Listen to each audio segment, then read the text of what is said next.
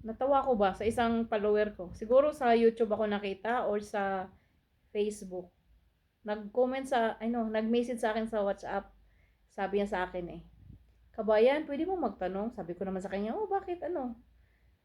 Sabi niya, totoo palang ano, marami palang kabit-kabitan dyan sa Hungary.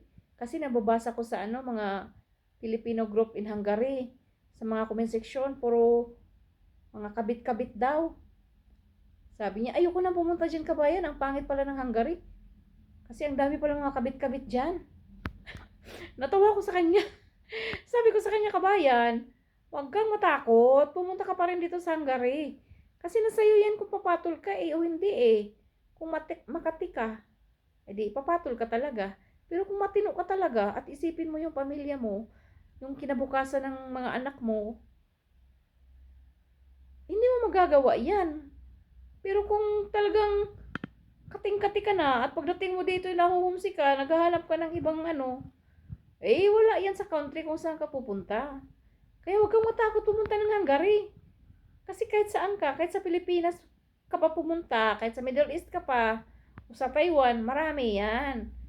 O di ba? Kaya wala yan sa ano, wala yan sa country na pupuntahan mo. Huwag kang matakot. Huwag kang matakot. Pumunta ka dito ng Hungary. Natawa talaga ako, guys. O di ba? Kasi nga naman yung ibang namang mga kababayan natin, umalis sa Pilipinas, may mga asawa. O, pagdating na sa ibang bansa, mga binata, dalaga, di ba? Kawawa yung mga pamilya nyo. Kawawa.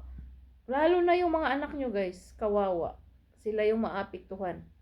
Maniwala na lang kayo sa akin kasi danas ko yan, no? Tingnan nyo ako ngayon. Kawawa yung anak ko. Kaya, wag nyong gayahin. Maraming masisira na pamilya sa mga ganyang kabit-kabit na yan. Once kasi nag-asawa ka na, huwag ka nang tumingin sa iba. Ngumiti ka na lang. Pag mamiss mo yung asawa mo, tawagan mo. Nasa tao din yan, kabayan eh. Wala yan sa country. Nasa tao yan. Kung talagang hindi siya nag-iisip ng ano, kinabukasan ng pamilya niya. Kung iniisip niya yung ano lang ng ano niya, tawag ng ano yung tawag nun? Tawag ng laman. Yun. Kaya wala yan sa country. Kaya ikaw, kung napanood mo tong video ko na to, alam mong ikaw to.